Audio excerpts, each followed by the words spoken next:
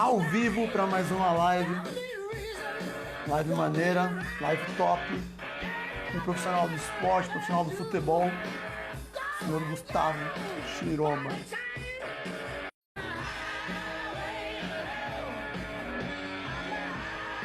E aí?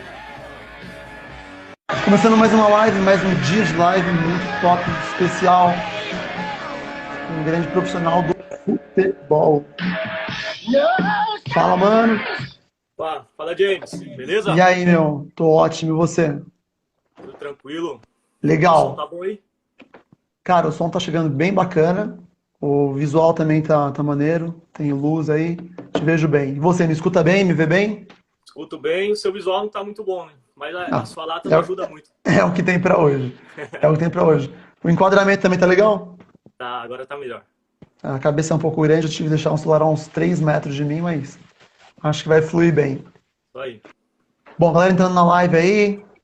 Senhor Flávio Araújo. Esse tem história, hein? Esse cara é parceiro. O professor Você é Denis ali louco. também. Meu parceiro Julen, Rafinha. Top.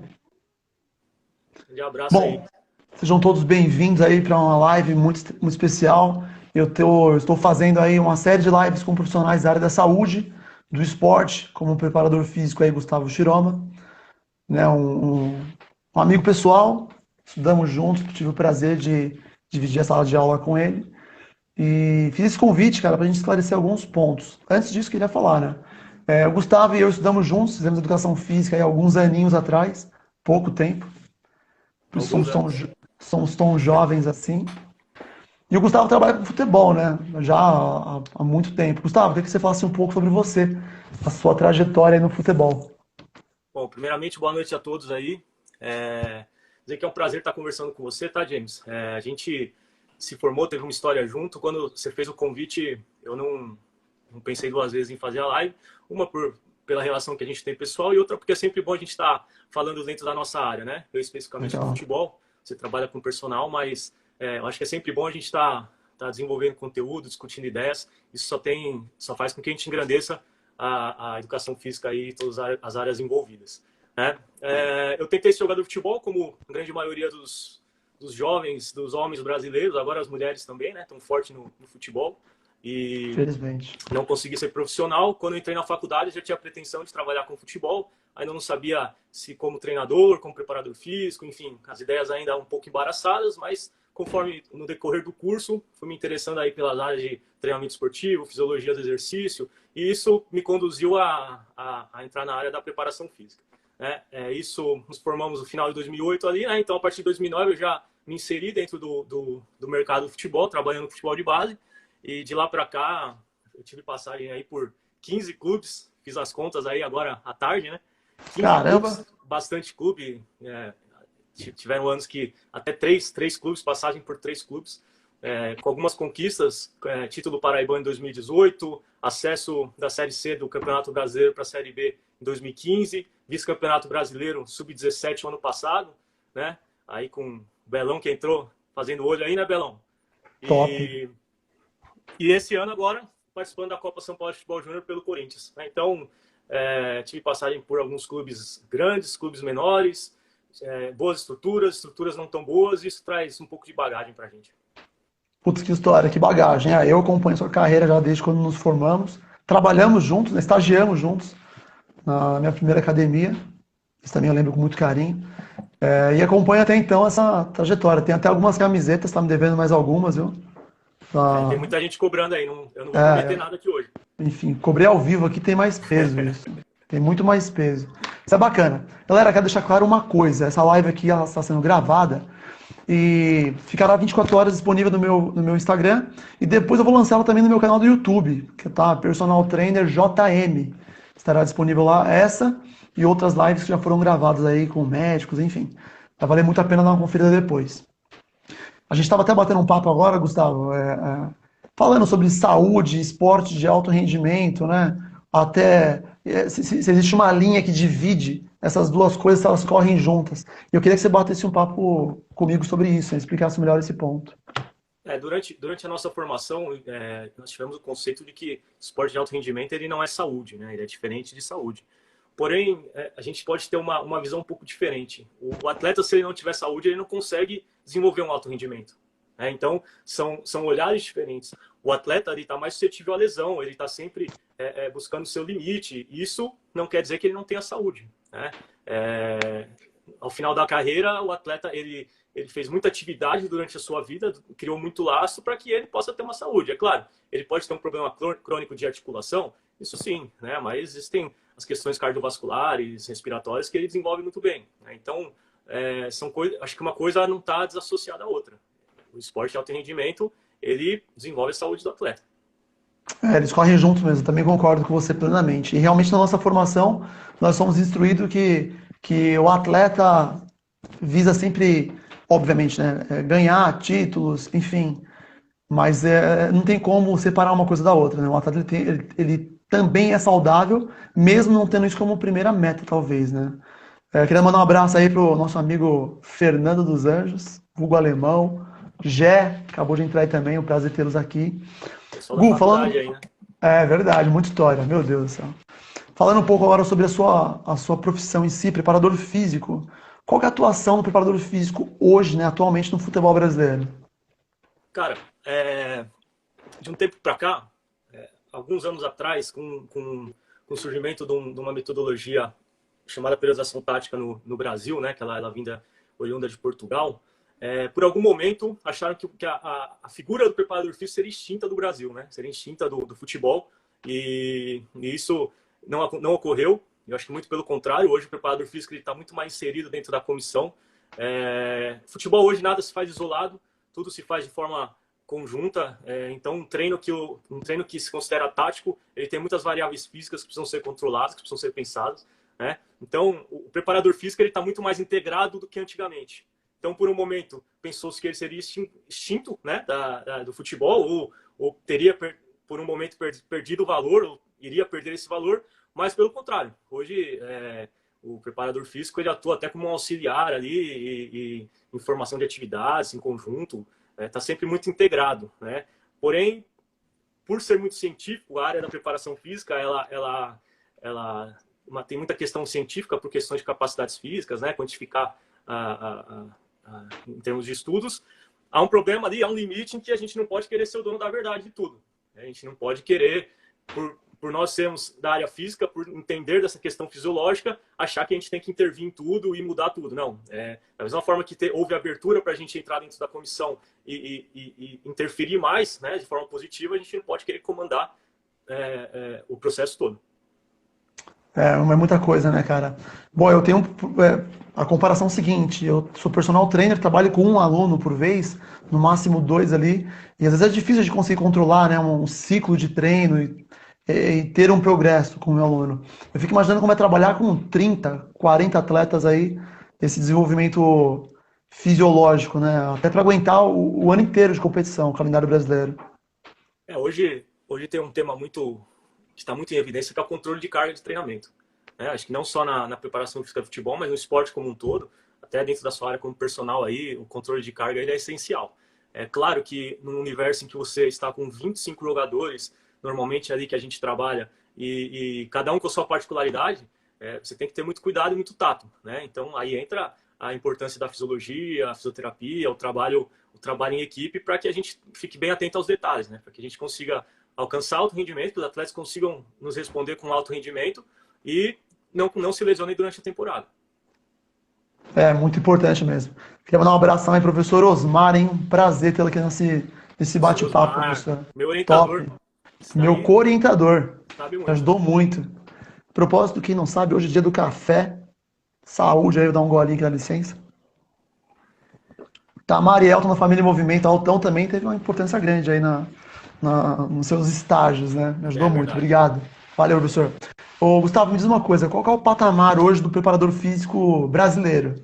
Né? Já tendo em vista aí que o futebol europeu, italiano, sempre tão em evidência, qual o patamar hoje do preparador físico brasileiro? Cara, você tocou num assunto importante, porque nós brasileiros, a gente tem normalmente, ou em algumas vezes, o costume de não nos valorizarmos, né?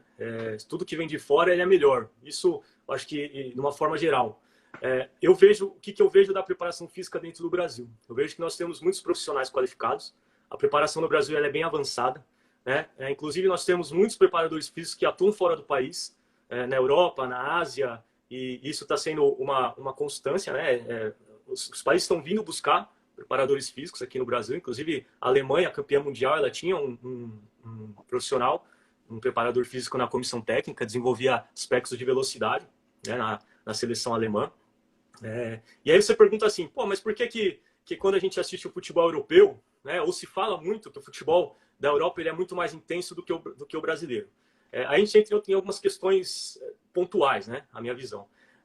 Existe uma questão cultural dos atletas entenderem o que eles precisam fazer, né? Existe um modelo de jogo, né, o que é proposto, o que é exigido. Então, são muitas variáveis envolvidas para que a gente julgue essa questão da preparação física. Então, a gente falar que a preparação física no Brasil é ruim porque o futebol europeu, por exemplo, é mais intenso do que o brasileiro, acho que há um erro de entendimento, há um erro de pensamento. Eu vejo que nós temos ótimos profissionais de referência aí mundial, né? Hoje nós temos cursos da CBF Academy, que está capacitando aí tanto treinadores quanto preparadores físicos. Inclusive, esse ano eu pretendo fazer preparação física, né? E o próprio ciclo de amigos que eu tenho são preparadores muito capacitados aí, com muita competência, que desenvolvem o trabalho. Ah, legal. Tem uma pergunta aí. O Rodrigo perguntou, a partir de qual categoria de base o profissional dá preparação física? Olha, quanto mais cedo, melhor. Na verdade, quando a gente fala em preparação física, a gente tem que esquecer aquela questão isolada de corridas longas, de treinamento de força em academia, porque o preparador físico, antes de eu ser preparador físico, eu sou um profissional de educação física. Então, toda aquela base que a gente teve durante a faculdade, desenvolver aspectos motores, psicomotores, cognitivos, isso tudo a gente também insere como conteúdo. Então, se eu estou trabalhando numa categoria sub-11, por exemplo, que é onde iniciam no futebol de campo as competições, o Campeonato Paulista, né? Não quer dizer que o menino de 11 anos eu vou levar ele para a academia, colocar uma barra nas costas dele e começar a fazer força com sobrecarga. Até porque a idade que ele está não proporciona que ele tenha ganhos significantes de força. Né? O que eu vou trabalhar com um menino de 11 anos? Eu preciso desenvolver aspectos motores, né? Dar repertório, para que esse menino, quando ele for subindo de categoria, evoluindo, ele tenha ferramentas para que ele consiga resolver problemas. Né? Então, eu posso colocar um preparador físico, eu preciso ter um preparador físico nas categorias menores? Sim, é claro. Né? Eu preciso desenvolver o que ele precisa aprender naquela idade. E aí, isso, de uma forma contínua, né? Porque o treinamento de alto rendimento ele é contínuo, você precisa criar laço nos indivíduos, e aí você começa a evoluir com as cargas. Pô, legal. A propósito, tem um espectador aqui, Gustavo, meu aluno, 13 anos, sub-13 do Corinthians. Centroavante aí, vai ter 1,80 m. Sei lá, que a mãe dele dava, acho que era uma madeira de picanha com Sander, velho, mas cresceu pra caramba. Falando em Gustavo, eu queria mandar um abraço agora, professor Gustavo Almeida, treinador do sub-17 do Corinthians, o Frank aí, o Neocrício, mais o Belão aí que a gente fez, a campanha que a gente fez ano passado no sub-17 foi de muito trabalho mesmo, a gente conseguiu desenvolver os meninos, né, chegando numa final que era improvável para muitos ali, mas a gente acreditou.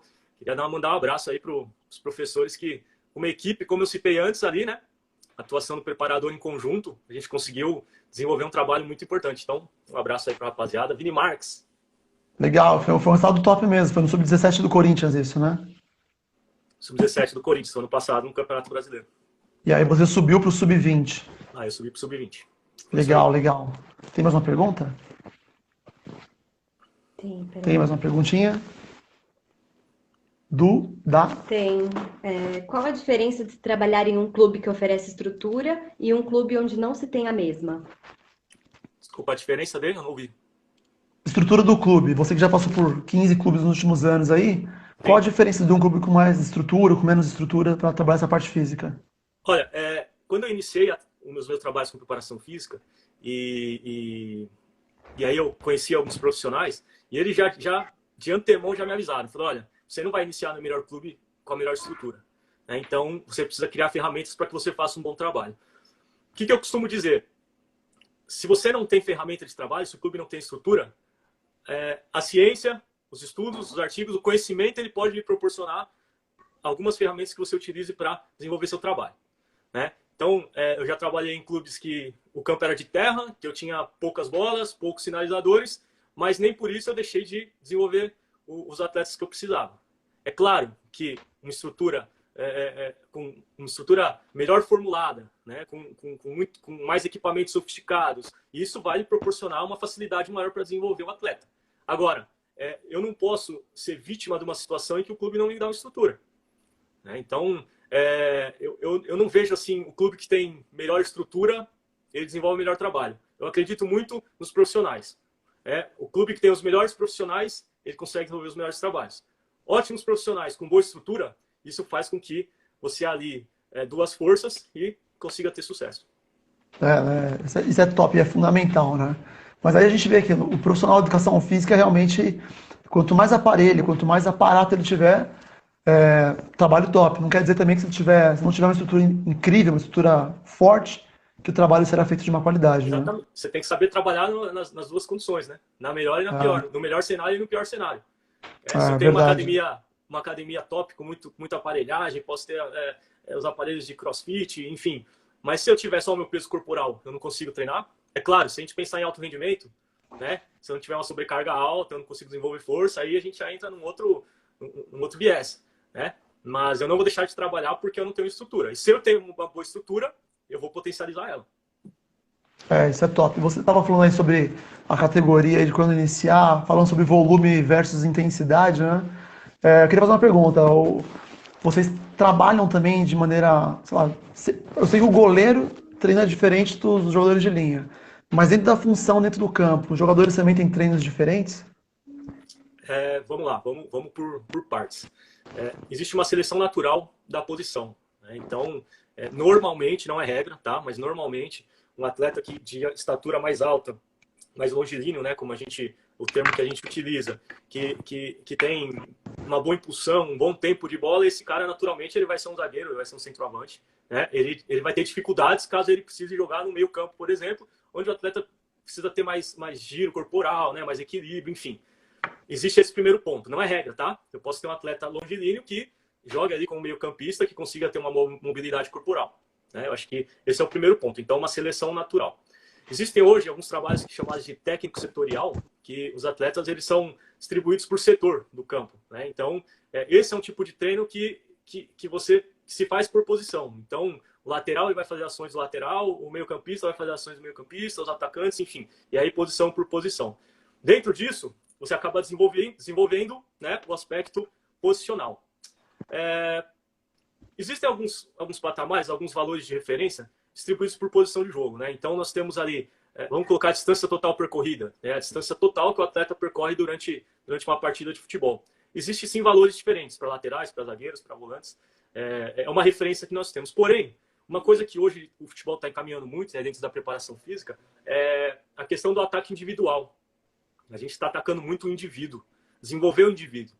Por quê? Porque se os laterais eles precisam atingir mais de 10 mil metros por jogo, e o meu lateral, que eu considero titular ou que está jogando, ele não atinge isso durante o jogo, ele está jogando, ele é o titular da posição, porque ele supre isso com outros recursos. Então, tecnicamente, ele pode ser melhor, né? O aspecto cognitivo dele, taticamente, ele pode exercer a função melhor. Então, não quer dizer que se ele não consegue atingir os 10 mil metros, ele não vai jogar. Entendeu? Então, hoje a preparação física ela está indo numa direção individual, ou seja, eu posso ter um elenco no futebol profissional com um atleta de 18 anos e um atleta de 38 anos. São indivíduos totalmente diferentes, com necessidades totalmente diferentes, com histórico e laço totalmente diferente, né? Então, a gente precisa observar com muito cuidado essas questões, porque às vezes a gente se apega muito em algumas referências e o futebol ele não permite isso, né? Às vezes se eu pegar aí o Romário enquanto ele jogou, se a gente colocasse um GPS no Romário, pode ser que a distância total percorrida dele no jogo seria muito menor do que todos os outros no campo, só que o Romário fazia gol.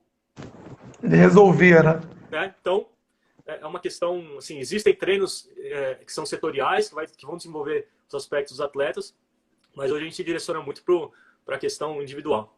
Até para um aspecto mesmo físico mesmo de cada atleta. Você mencionou no começo da live a predisposição de cada um deles, de se cuidar, de treinar. Vi uma foto ontem que me chamou muita atenção, cara. O Zé Roberto, que se aposentou no Palmeiras, eu sigo ele postou uma foto. Cara, o cara tá forte pra caramba. seco, mas ele é uma referência de atleta, né? Sempre se cuidou, se cuida há um tempão, se alimenta bem pra caramba, é um cara até fácil de lidar na preparação física, né, meu? Não foi à toa que ele jogou acima dos 40 anos em alto nível no Brasil, né? Em alto nível. Ele Aguentava encerrou a mais uns carreira, dois, né? ele encerrou a carreira num time grande, jogando Série A do Campeonato Brasileiro. Então, o que ele fez, o que ele se cuidou durante a carreira dele, proporcionou com que ele tivesse essa longevidade, né? Existem atletas que, quando chegam em determinada idade, eles acabam não suportando e ou encerram a carreira ou começam a diminuir o nível de competitividade. Então, começa a atuar em séries inferiores, né, em divisões inferiores, e aí encerra a carreira em baixa. O Zé Roberto é um exemplo de que quem se cuida durante aí a sua carreira, né, tem a vida de atleta, como você bem citou, consegue ter longevidade. Ele, putz, pra mim, ele é uma tremenda referência como atleta, como profissional. Né? Hoje, infelizmente, nem todos os jogadores aí seguem uma linha tão regrada, né? Eu atuo em condomínios grandes, enfim, a gente acaba tendo um contato com um jogador ou outro aí e a gente não vê essa linha sendo seguida à risca, né?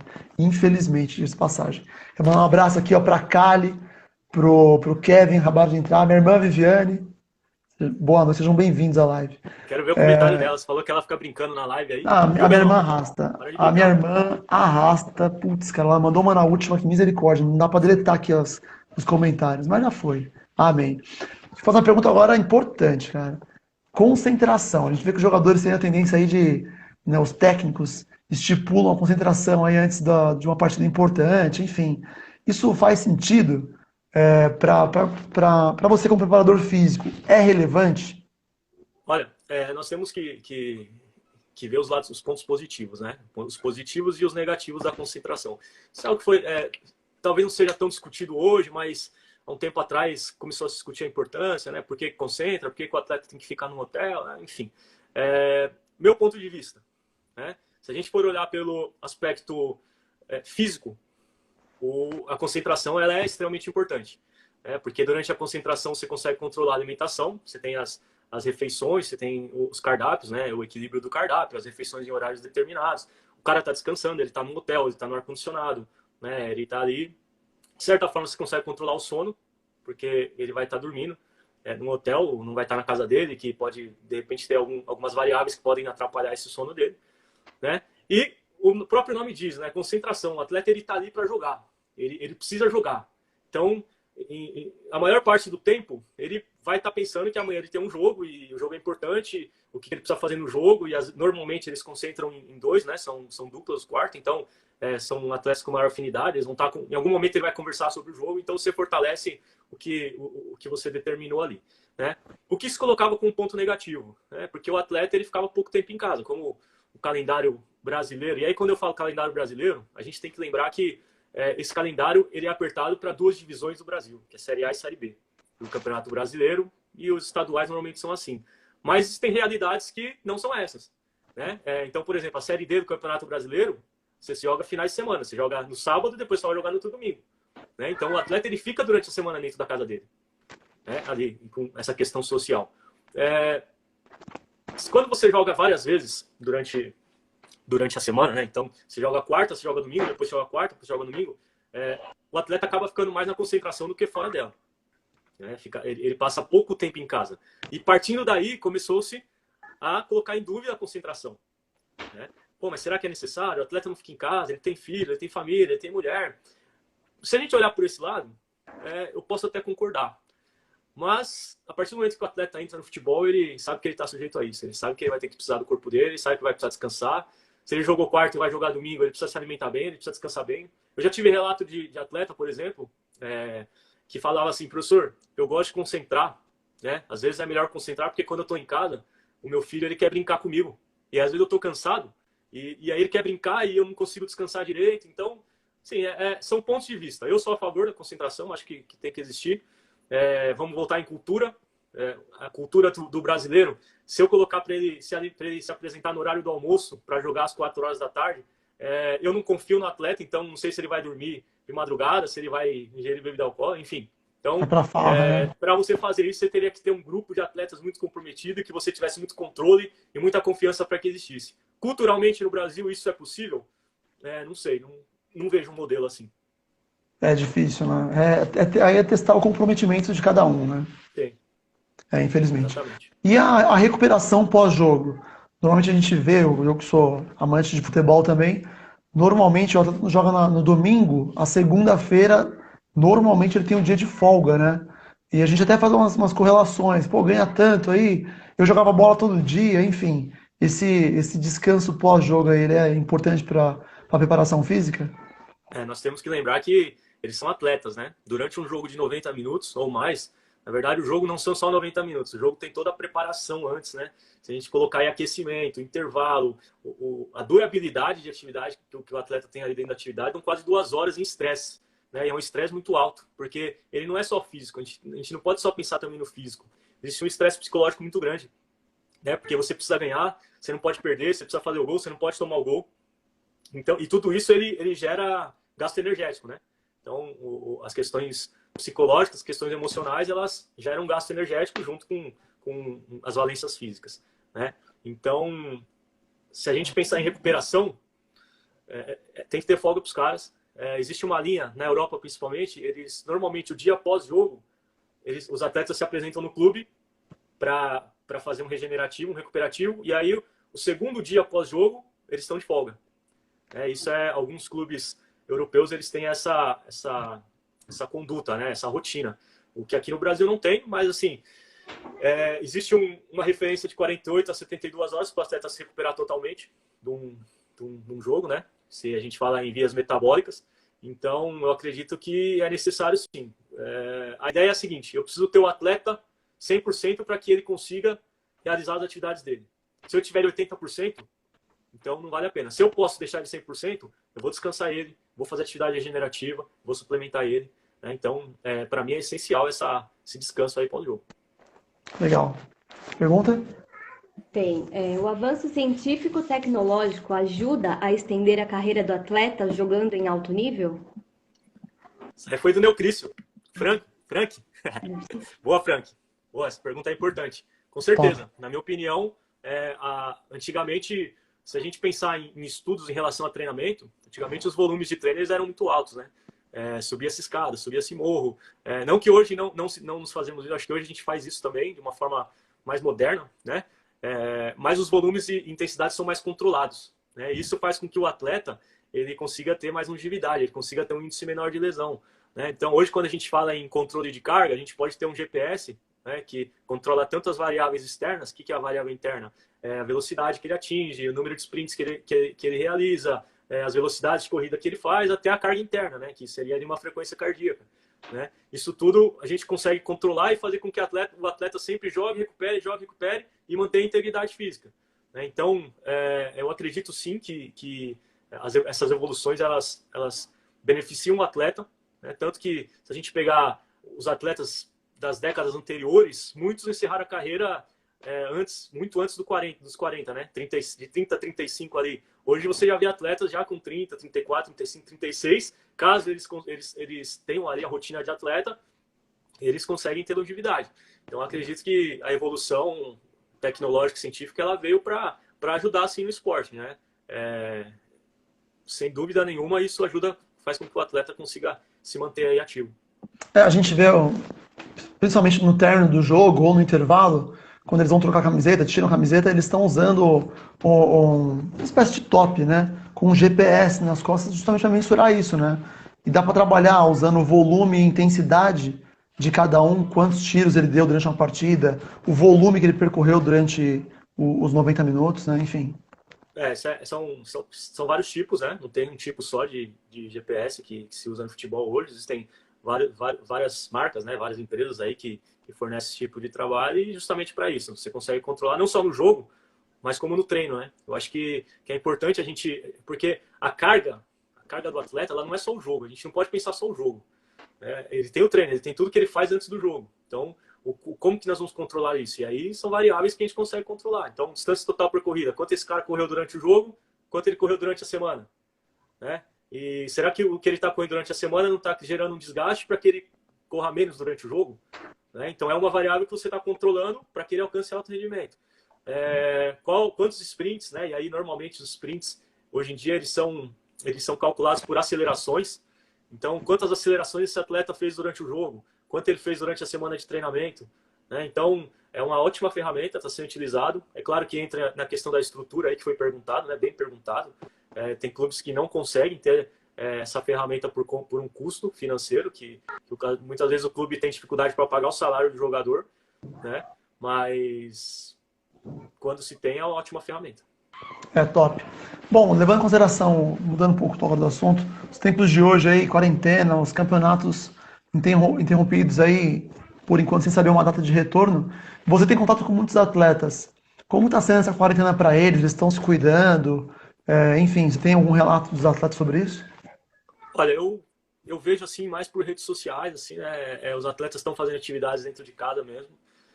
Atividades propostas pelos clubes, normalmente são os clubes que passam, né, a planilha de treino para esses atletas, porém são atividades ali que eu acredito que não mantém rendimento, são atividades só para que o corpo não fique parado, porque as demandas físicas, as demandas metabólicas que um treino de alto rendimento dentro do futebol ela exige, ela é muito alta, né?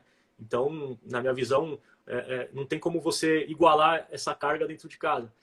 A gente vê em programas esportivos atletas de alto nível, né, os atletas com poder financeiro maior, que aí tem sua casa, tem o seu espaço, tem os seus equipamentos que eles adquiriram por questões financeiras. Mas quando a gente pensa em atletas que é a maioria do futebol, né, com um nível financeiro de médio para baixo, esses atletas eles não conseguem ter essa infraestrutura para se manter em rendimento alto. Então, eu vejo que são atividades importantes, eles devem continuar fazendo, né, eles devem se manter ativos ali, mas que quando eles retornarem no clube, vai exigir aí com que o clube, que exista um período para que se retome ao condicionamento físico, né? Porque eles não vão conseguir sustentar. A gente está indo para quase um mês, né, de isolamento. Em um mês, o destreino ele é muito grande. Pô, o Vitor fez uma pergunta aí, ó, intimidador, hein? Num futuro próximo aí, você pensa em virar treinador também? Zizu, Essa né? até eu quero saber. O Zizu jogou comigo no São Paulo, o Zizu e o Jé. Pra quem não acredita que eu joguei no São Paulo aí, ó, que eu não tentei esse jogador, que eu era bom, pergunta pra esses caras aí depois. Eu era pedrinho. Não, cara, você não era bom. Eu joguei bola com você, você não era bom. Você não era bom. A propósito, o time da Zona Leste sempre ganhou na faculdade. O alemão tá de prova, o Xará também. Xará, Sai daí. Baguinha. É que eles tinham um bom goleiro. Eles tinham um bom goleiro. Cara, eu não tenho. Agora eu não tenho pretensão, né? Mais pra frente, talvez eu possa pensar, mas hoje eu tenho minha carreira como preparador físico, eu tô evoluindo, eu tô me consolidando, eu acredito que eu tenho muito a acrescentar aí, então não tenho a pretensão momentânea de ser treinador. Claro que a gente não sabe o que nos espera, né? A vida ela muda, nós mudamos de ideia, as coisas podem clarear ou não, enfim, mas nesse momento aqui eu não tenho pretensão, eu tô como preparador físico mesmo. E de vez em quando eu dou um palpite ali para os treinadores. Pô, quando o jogo é televisionado aí, eu tô sempre de olho, tô acompanhando sua carreira, como eu já disse. E eu vejo você ansioso na beira do campo ali, querendo falar uma coisa. Postura de treinador você já tem, cara. Não. Cara, isso aí, você tocou num ponto interessante, né? Porque futebol, quando a gente entra em conversa, normalmente nas pessoas que trabalham junto ali como comissão técnica ou dentro do ambiente, eu costumo falar que é uma droga, né? Eu costumo falar, eu aprendi com pessoas que é uma droga, ela é viciante. E eu acho que isso que faz com que a gente se mobilize e tenha amor para continuar trabalhando, porque é um meio muito estressante, é um meio que se você ganha, você é bom, se você não ganha, você não é bom. E o seu trabalho resultado, né? Não deve ser avaliado assim, porque muitas vezes você faz um bom trabalho e um detalhe, um lance dentro do jogo, ele faz com que tudo mude, né? Então, você tá sendo campeão, daqui a pouco você toma um gol faltando 1 minuto, você perde, se é ruim, o seu trabalho foi péssimo. Isso cara, dói bastante, mas a gente gosta muito, né? Então, é aquela coisa que falam, quando você perdeu o frio na barriga, para, porque você já não gosta mais. Então, realmente, todo jogo, ali, lógico, tem os jogos com maior importância, outros com menor importância, mas todo jogo, antes de começar o jogo, eu fico ansioso, dá um frio na barriga ali e tal. Mas eu deixo aí os meus amigos aí, Rogério Correia, Leston Júnior. O Belão tá. Hashtag tirou uma palpiteira, velho. Que isso, mano. Pô, Gustavo, você queria fazer alguma consideração final? Deixa eu te perguntar uma coisa que você gostaria de falar, mano. Cara, você entrou aí dentro da quarentena, é uma coisa que a gente não pode deixar de lado.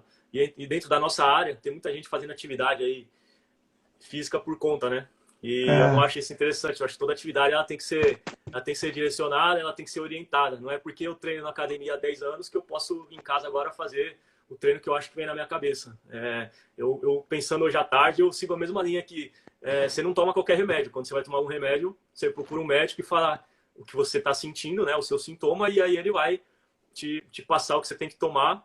E para isso, normalmente, os médicos eles pedem o valor da consulta, né? Então, a mensagem que eu tenho que passar aí, fora das 4 linhas, né? Vamos falar assim, é que procure um profissional e faça de forma orientada, porque não adianta nada você fazer, daqui a pouco você se lesiona, você não está fazendo direito, enfim, né? E de resto, queria agradecer aí, James, acho que foi um bate-papo legal, bastante gente aí acompanhando, muitos amigos do futebol, amigos fora do futebol, agradecer também aí pelo prestígio, né? Sempre bom a gente estar falando sobre futebol, hoje especificamente, mas dentro da nossa área e principalmente com um amigo como você.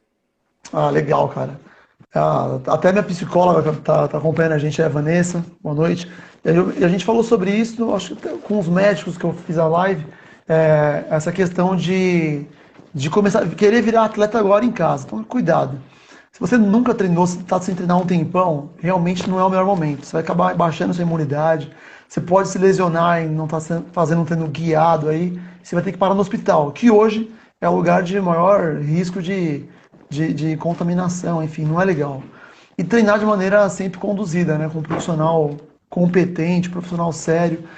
Quem já me acompanha no meu Instagram sabe que eu tenho um aplicativo de treino, que é uma extensão do meu trabalho, né, treinos realmente personalizados para cada aluno, enfim. Se tiver mais interesse, manda um direct lá, eu teria o maior prazer em atendê-los. Gustavo, Tá. obrigado. Só deixando claro aí que acho que passaram algumas perguntas, manda no direct lá, a gente te responde ali, não tem problema nenhum. Acabou que o tempo esgotou aí, né? Apertou. Até estouramos já um pouco aí os 30 minutos, mas valeu muito a pena. A ideia era E essa aproveitar. live... Eu sei que você quer esticar aí. Se esticar, eu tô tranquilo. Não, mas é para não ficar muito volumoso e deixar um gostinho de quero mais também, né? Tem que, mano. Essa live vai ficar salva durante 24 horas no meu Insta, então você pode assistir na íntegra lá, quem pegou na metade, indicar para os amigos. E depois também ela vai estar salva no meu canal no YouTube, que é Personal Trainer JM. Vai estar essa live lá e outros vídeos engraçados, vídeos de treino, vídeos de dicas, enfim, tá muito bacana. Gustavo, obrigado mais uma vez. Sensacional esse bate-papo. Curti pra caramba mesmo e, como você falou, sempre um prazer essa resenha, como a gente sempre falou na faculdade, de maneira formal e informal em alguns momentos. Eu que agradeço aí. Espero que todos tenham gostado também. E vamos continuar esse isolamento aí para que, quanto mais rápido possível, a gente possa estar voltando à nossa vida normal. É isso aí, obrigado. Aqui só não vai valer chamar o 3, hein, velho? Não é o momento. Não é o momento. Isso aí. Gente, obrigado a todos, amigos da faculdade, amigos de profissão, alunos, Danilão, puta que da hora ter você aqui. Prazer mesmo. Teremos outras lives em breve com profissionais tão competentes quanto o meu amigo Gustavo Shirama. Valeu, mano. Valeu, cabeça. Um abraço. Valeu, boa noite a todos. Muito obrigado.